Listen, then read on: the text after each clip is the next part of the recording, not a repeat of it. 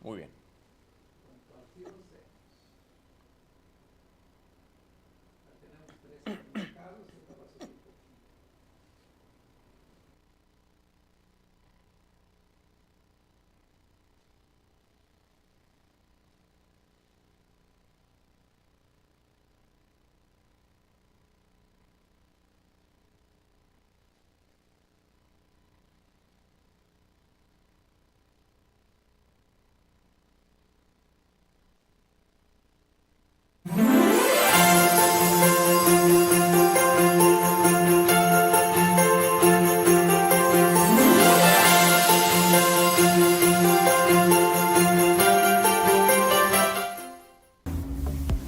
Amigos, ¿cómo están? Soy Gustavo Adolfo Infante. Les pido, les suplico y les sugiero que no se pierdan todo el contenido de Comunicante MX, que aquí nos encontramos. Este noticiero es patrocinado por Baja Shade. Con Baja Shade, dale un toque de elegancia a tu hogar.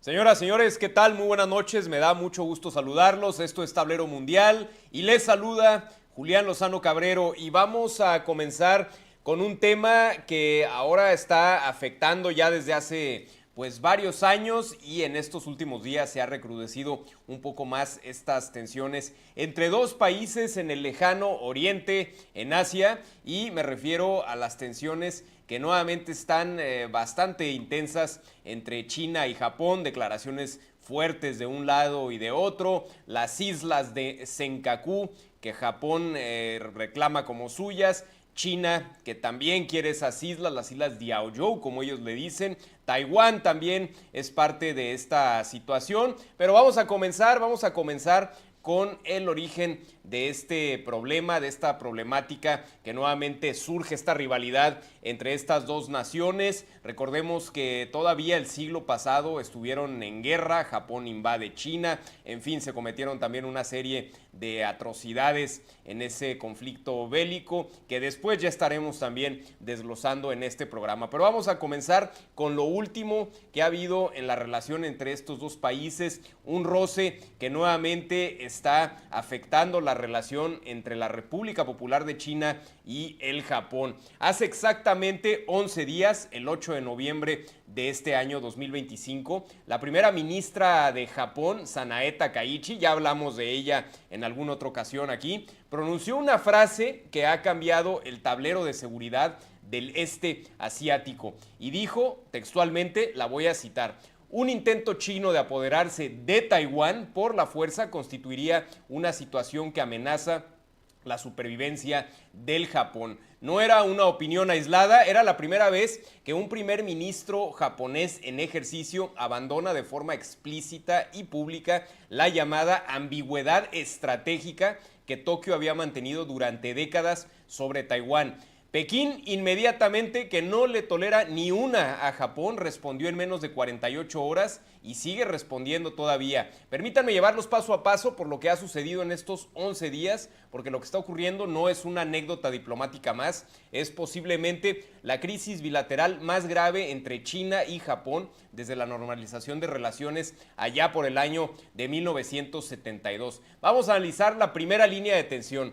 Taiwán, esta isla que también es reclamada por la República Popular de China, es decir, la China continental. Para la República Popular de China, Taiwán no es un país vecino, es una provincia rebelde y punto, no hay más. Para Japón, bueno, Japón ve a Taiwán también ahí como una isla incómoda. Hay que recordar que Taiwán está a 110 kilómetros de sus islas más meridionales, que son las islas Yaeyama. Y si Taiwán, escuchen ustedes muy bien esto, cae bajo control chino, la primera cadena de islas que contiene la expansión naval de Pekín quedaría rota. Las rutas marítimas por las que Japón importa el 90% de su energía y el 60% de sus alimentos quedarían literalmente bajo los cañones chinos. Eso es lo que significa para Tokio amenaza a la supervivencia. La segunda línea de tensión son las islas Senkaku, como les llaman en Japón, o las islas Diaoyu, como las llaman en China. Según ahí ustedes pueden llamarles como gusten, pero son las formas en las que estos dos países llaman cada uno a estas islas, sobre las cuales quieren tener el dominio total. Hay que recordar que Japón es quien administra hasta este momento las islas Senkaku. Y como pudimos observar en pantalla y como podemos observar el mapa de las islas, son aproximadamente 8 islotes deshabitados que tienen aproximadamente una distancia, un tamaño de 7 kilómetros cuadrados en total, pero debajo de ellos, escuchen ustedes, y esto es la raíz del conflicto y por la cual podría en el futuro haber un conflicto armado entre Japón y China. Hay petróleo y hay gas. Potencialmente, debajo de las islas hay aproximadamente 100,000 millones de barriles equivalentes de petróleo y de gas, de hidrocarburos, y sobre todo esto ayudaría también a controlar el acceso al Pacífico Occidental, así como lo escucha.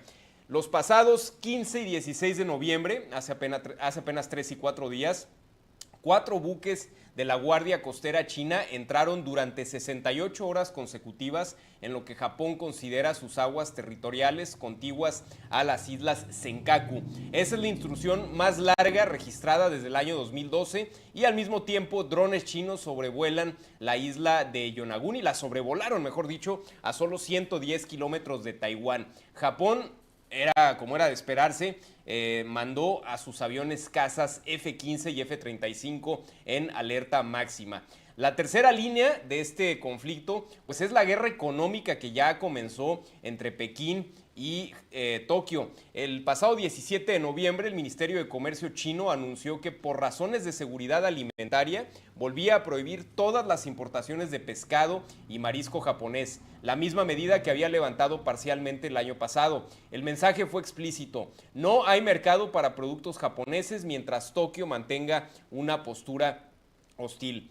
El turismo chino a Japón, que en 2019 representaba aproximadamente 9.6 millones de visitantes y 36,000 millones de dólares, ha recibido la recomendación oficial por parte de las autoridades chinas de posponer viajes no esenciales a Japón. Las acciones de las cadenas hoteleras japonesas ante esta situación cayeron entre un 12 y un 18% en una sola semana. También les ha dicho a sus estudiantes, a los estudiantes chinos que están en Japón, que regresen a China, y a los que querían ir o que tenían planes de ir a Japón a estudiar, que ya no lo hagan, que mejor hagan todo en China o en otro país. Estas tensiones, pues bueno, están afectando también el intercambio cultural que había entre los dos países, el turismo, en fin, son situaciones delicadas en estos momentos, porque hay que recordar que en el caso de Taiwán es un tema muy delicado para los chinos, al igual que el Tíbet, entre otros, y en medio de esta disputa,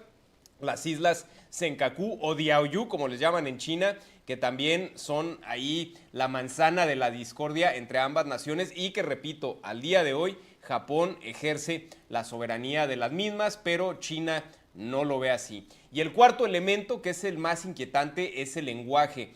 El cónsul chino en Osaka, escuche usted esto, publicó y luego borró el tuit, pero mucha gente alcanzó a hacer una captura de pantalla y citaba una frase histórica del siglo XVI, y así lo dijo: quien ofenda a China será castigado aunque esté lejos. El tuit iba acompañado de la fotografía de la primera ministra Sanae Takaichi y Japón lo calificó de amenaza inaceptable. Estados Unidos emitió un comunicado diciendo que cualquier daño a la primera ministra sería considerado un ataque a un aliado clave, y también puso que iba a decapitar Así lo puso el cónsul chino, que iba a decapitar a la primera ministra. La retórica bastante fuerte, se están dando en estos momentos con todo, al menos en las redes sociales. Esperemos que el conflicto cese, pero que si van a seguir con eso, pues se quede nada más ahí. Pero ahora bien, ¿por qué ahora está sucediendo esto, esta disputa? Pues bueno, Sanae Takaichi, que es una mujer llamada la Donald Trump japonesa, es una mujer nacionalista, muy conservadora, de línea dura. No es como eran otros primeros ministros anteriores a ella, como era Shigeru Ishiba ni Fumio Kishida. Takaichi pertenece al ala más conservadora del Partido Liberal Demócrata. Poco extraño el nombre del partido al que pertenece la señora Takaichi. Pero bueno, es presidenta de la Conferencia de Parlamentarios Nippon Kaigi y visita regular el santuario de Yasukuni y ha defendido públicamente la revisión del artículo 9 de la Constitución pacifista que le impusieron a Japón después de la Segunda Guerra Mundial. Hay que recordar que el santuario Yasukuni es donde los japoneses honran a ciertos personajes que empiezan a llamarlos, esto se ha estado dando en los últimos años, y a considerarlos como héroes de guerra. Estos personajes a los que honran en este santuario, para China son considerados criminales de guerra, son considerados genocidas, pues por todo lo que pasó en la década de los 30 y durante la Segunda Guerra Mundial con la invasión japonesa a ese país, a China. Entonces, esto también está generando tensiones. China ha exigido disculpas desde hace mucho tiempo por parte de Japón. Japón no lo ha hecho. Y de esto también hay que entenderlo, que el pueblo japonés es un pueblo sumamente orgulloso y ven también esto de ofrecer disculpas pues como una especie de rebaja, como si se estuvieran rebajando. Entonces no lo han hecho y también tienen una visión hacia China pues no muy buena. Han acusado a los japoneses de racistas, en China los acusan de racismo y pues bueno, existe esta rivalidad, estos dimes y diretes entre ambas naciones. Pero vamos a ver lo siguiente, ¿por qué Xi Jinping en el otro lado ha convertido esta reunificación con Taiwán en el eje de su legado político? Ojo, Taiwán también reclama las islas Senkaku, también tienen ellos ahí un reclamo por estas islas porque dicen que ellos son los que tienen el derecho al estar más cerca de estos 8 islotes. En fin, ahí es todo un tablero de ajedrez el que está en estos momentos entre estos 3 países, si es que a Taiwán podemos considerarlo un país como tal. Pero bueno, el 20º Congreso del Partido Comunista en 2022 eliminó cualquier referencia a reunificación pacífica como única vía. Escuche usted bien, lo vuelvo a repetir. El Partido Comunista hace 3 años elimina cualquier referencia a reunificación pacífica. Esto es que la única forma en que esto se va a arreglar va a ser por la fuerza, China tomando por la fuerza la isla de Taiwán. El mensaje interno pues es bastante claro y el reloj sigue corriendo y la región pues sigue a la expectativa a ver de qué es lo que va a estar sucediendo, porque aquí también ya entrarían otros actores como Estados Unidos, como Corea del Norte. En fin, es un polvorín al momento. Esperemos que la chispa pues no encienda ahí esa pólvora, ¿no?, que está en estos momentos regándose en esa parte del lejano oriente. Pero en estos momentos hay desplegados en el Teatro del Pacífico Occidental, escuche usted bien también, 6 portaaviones estadounidenses. Repito, en caso de una invasión a Taiwán, Estados Unidos muy posiblemente entraría en defensa de Taiwán, aunque también ha mantenido por años una estrategia, una política de ambigüedad estratégica, vamos a llamarlo así. 2 de ellos en rotación permanente, estos portaaviones, en Yokosuka y Sasebo, por ahí en Japón. Hay 12 submarinos japoneses clases Soryu y Taigei patrullando silenciosamente, y la Armada China ha realizado en lo que va de noviembre 19, en lo que va de este día, salidas de su grupo de portaaviones Liaoning Shandong al Pacífico, que es la cifra más alta registrada en un solo mes. Todo esto ocurre mientras Taiwán detecta cada 48 horas entre 20 y 40 aviones militares chinos cruzando la línea mediana del estrecho. Pero, ¿vamos hacia una guerra? Esta es la pregunta que todos nos estamos haciendo. Lo que es cierto es que en Pekín y en Tokio nadie quiere irse a una guerra abierta. Sería devastadora para ambas economías y probablemente arrastraría a los Estados Unidos. Pero si estamos ante una nueva normalidad, la zona gris, lo que son estas también intrusiones calculadas, sanciones selectivas, retórica cortante y demostraciones de fuerza que buscan cambiar hechos sobre el terreno sin cruzar la línea del conflicto armado. Japón ya no puede permitirse la ambigüedad, tiene 126 millones de habitantes, 0 recursos energéticos propios y una población que está envejeciendo rápidamente. Ese es el talón de Aquiles que está en estos momentos pues poniendo en peligro a la nación japonesa. Ya está muy envejecida la población, no están teniendo hijos, los nacimientos cada vez son menos, las muertes cada vez son más y lo que vemos es que también, como es uno de los países con mayor esperanza de vida, pues la gente llega a edades muy avanzadas, pero ya gente joven pues cada vez es menos. Entonces ese es un gran problema que tienen en estos momentos los japoneses, ese envejecimiento rápido ya de su población. Y China no puede permitirse la paciencia. Tiene una ventana demográfica que se cierra en 2035 y una economía que necesita proyectar fortaleza interna. Y en el medio está Taiwán, con 23 millones de personas que en enero del 2024 volvieron a elegir un gobierno que rechaza la fórmula de un país, dos sistemas. Esta noche, mientras estamos hablando de esto, hay 4 buques chinos todavía a menos de 30 kilómetros de las islas Senkaku.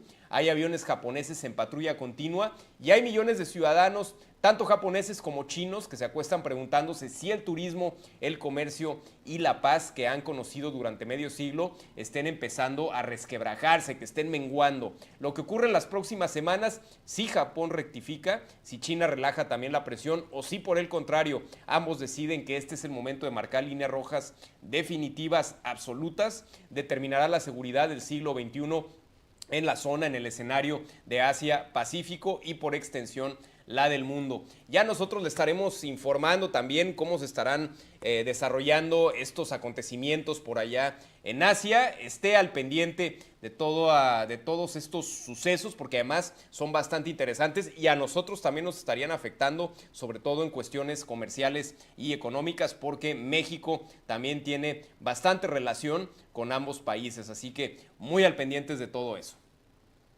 Hasta aquí con este tema, vamos a una pausa comercial, vamos a continuar con más.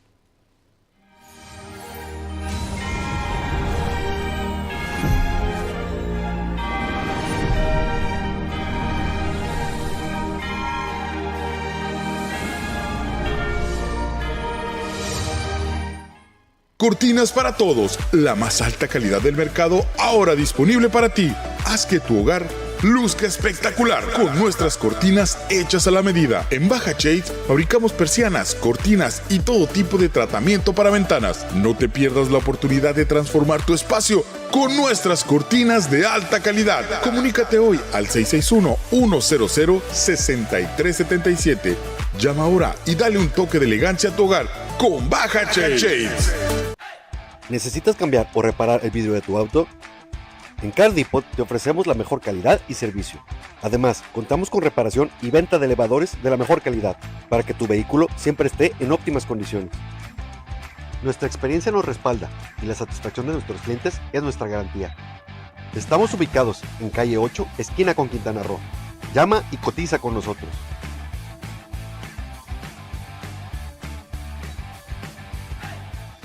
Arranca la transformación en nuestra ciudad. Con Tijuana Ciudad Limpia, el ayuntamiento entrega maquinaria nueva para todas las delegaciones. Estas son acciones garantizadas por 3 años con equipo como motoconformadoras, retroexcavadoras, vehículos y dompers. Cuidarla, respetarla y mantenerla limpia es responsabilidad de todos. Este segmento es patrocinado por Baja Shade. Con Baja Shade, dale un toque de elegancia a tu hogar.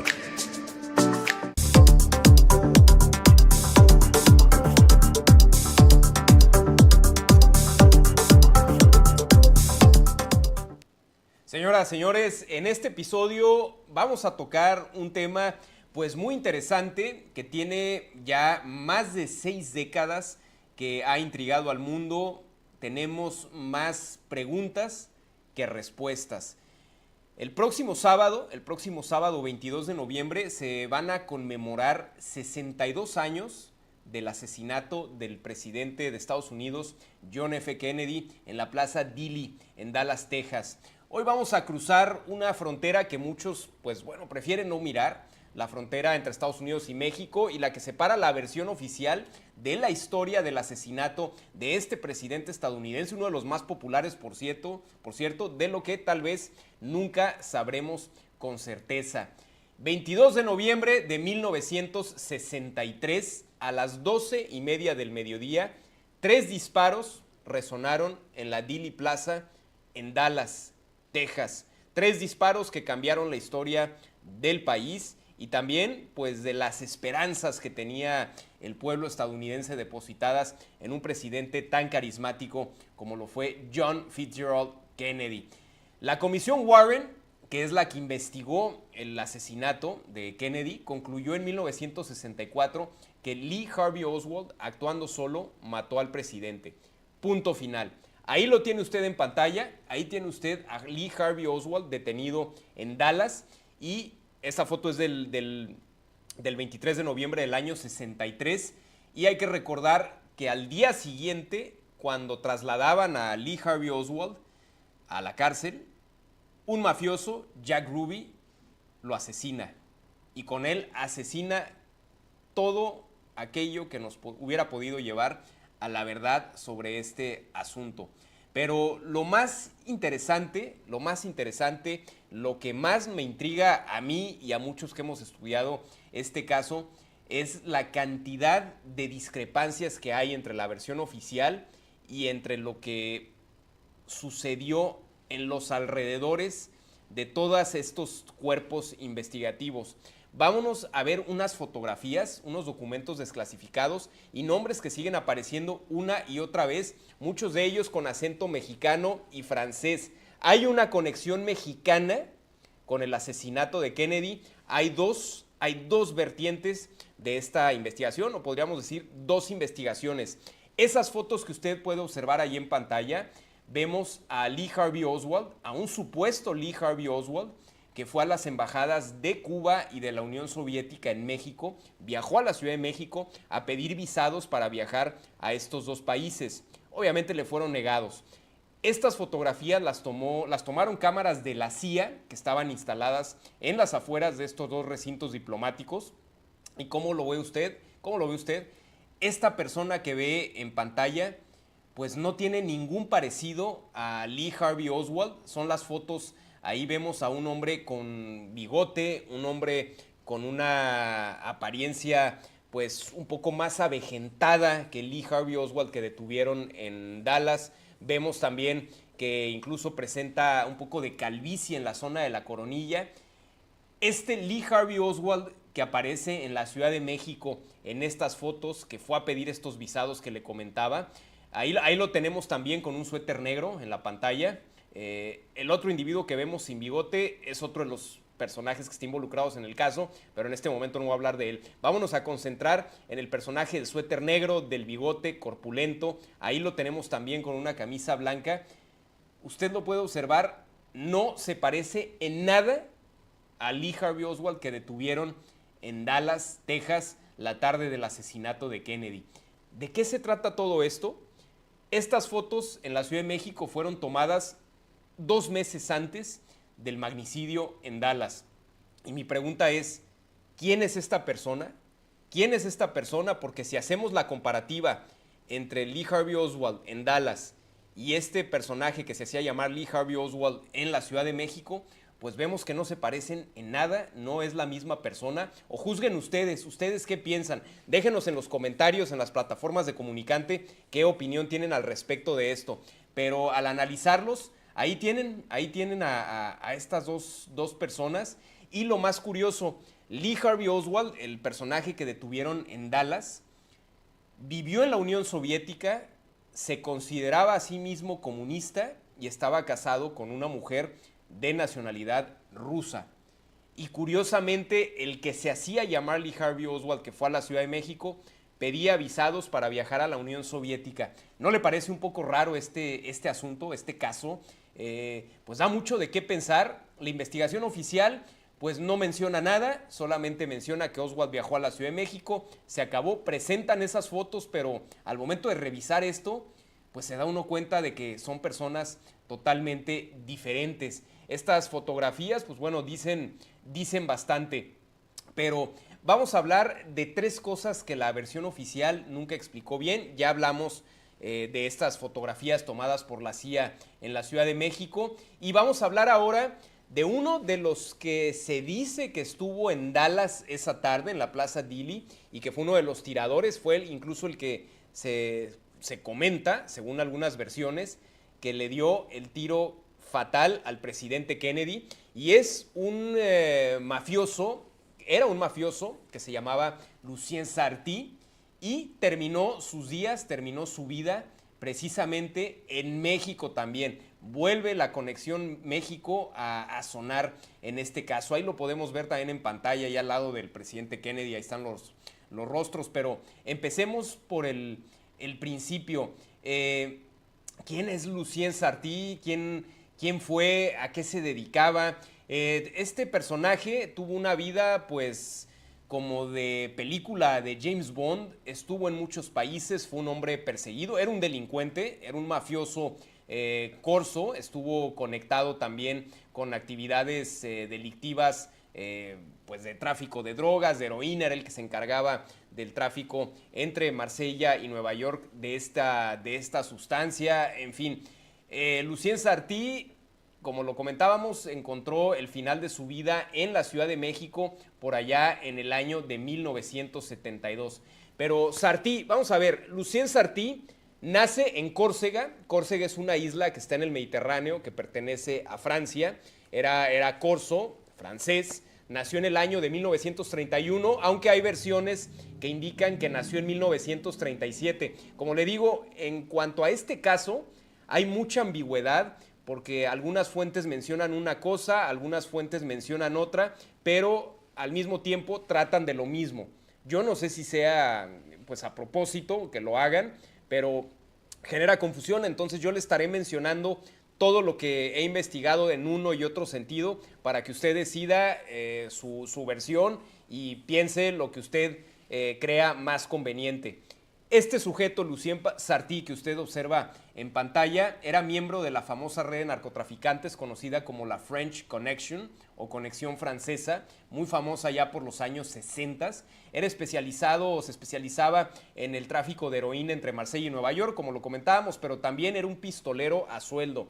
Era un hombre que, de acuerdo a los testimonios, de acuerdo a las pocas fotografías que hay de él, a la gente que lo conoció, con un aspecto agradable, era un hombre alto, elegante, bien vestido, siempre con traje oscuro, corbata oscura, acompañado de mujeres muy bellas, lo que le decía, parecía como una especie de James Bond este sujeto. Dicen que nunca fallaba un disparo y que cobraba $50,000 por trabajo.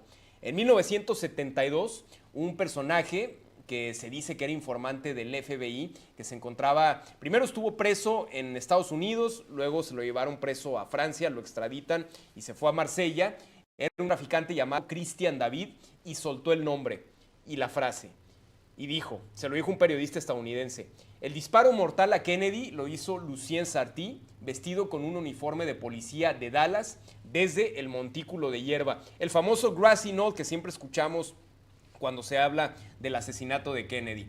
Según David, el contrato vino de la mafia italoamericana, específicamente de Sam Giancana, de Santos Traficante y de Carlos Marcello, con el visto bueno de ciertos elementos de la CIA anticastristas. Hay que estudiar la genealogía también de esto porque tanto la mafia como la CIA odiaban a Castro, sobre todo por que tomó el poder en Cuba y les quitó los casinos, y segundo, por la fracasada invasión a la Bahía de Cochinos, pues eso no lo pudieron perdonar. Pero bueno, el equipo era de 3 hombres, Sartí y 2 tiradores más, también corsos, uno de ellos supuestamente llamado Roger Boccagnani, y el otro se llamaba Salvatore Pironti o Saver Pironti en francés. Usaron rifles con mira telescópica y balas de punta hueca que explotan al impacto, lo que explicaría la terrible herida en la cabeza de Kennedy, sobre todo ese segundo disparo que se ve que le entra por enfrente desde el área del Grassy Knoll, desde este montículo de hierba, que es el disparo ya letal que acabó con la vida de Kennedy. Pero ¿por qué Sartí? ¿Por qué este sujeto? Bueno, pues porque era de los pocos personajes que se comenta que aceptaba trabajos políticos y porque después del golpe fallido en contra del presidente Charles de Gaulle en 1962, muchos corzos del OAS, que era una organización terrorista francesa, se quedaron sin trabajo y fueron reciclados y reclutados por la CIA y por la mafia. Este señor, Christian David, repitió la historia varias veces y siempre igual, no le cambió ni un punto ni una coma. Y cuando le preguntaron por qué hablaba, dijo, porque Sartí ya está muerto y no me puede hacer nada. Y aquí es donde entra nuestro país, nuestro México otra vez en esta situación, en este complot. En abril de 1972, Lucien Sartí fue abatido en la colonia Nápoles de la capital de nuestro país. Oficialmente cae en un enfrentamiento con la policía mexicana durante un intento de robo a una joyería. Otras versiones indican que quería asaltar un banco y otras versiones más, hay otras dos versiones que indican que se enfrentó a maleantes y que en el enfrentamiento con la policía fue aquel comandante muy famoso, Florentino Ventura, que hasta hay un corrido del personaje, ex agente de la Dirección Federal de Seguridad y del que se dice que era agente de la CIA, que pues asesina a Sartí en la Ciudad de México aquel día de 1972. Pero la versión que corrió en los bajos mundos, pues fue otra. Lo ejecutaron para cerrarle la boca, por lo que sabía de Kennedy. Es bien sabido que todas las personas que tuvieron que ver directa o indirectamente con el asesinato del presidente Kennedy fueron muriendo de maneras bastante raras. Gente que estaba perfectamente sana murieron, gente que manejaba muy bien fallecieron en accidentes muy raros de tráfico, en fin, accidentes aéreos, situaciones bastante extrañas. En el caso de Sartí, pues tenía viviendo en México desde 1968, obviamente con un nombre falso, disfrutando de una buena vida. El señor se la vivía en Polanco, hay gente que lo vieron muchas veces ahí, en buenos lugares, iba mucho a Acapulco, también viajaba a otros países, viajaba a Argentina, viajaba a Brasil, a Canadá, en fin, era una persona que se daba una vida pues bastante sibarita, llevaba buena vida el señor Sartí. Tenía también contactos con narcotraficantes locales y según algunos informes de la DEA seguía trabajando como sicario ocasional. El día que murió llevaba un maletín con $200,000 en efectivo y pasaportes de 3 países. Le metieron 14 tiros y la policía mexicana dijo que él abrió fuego primero.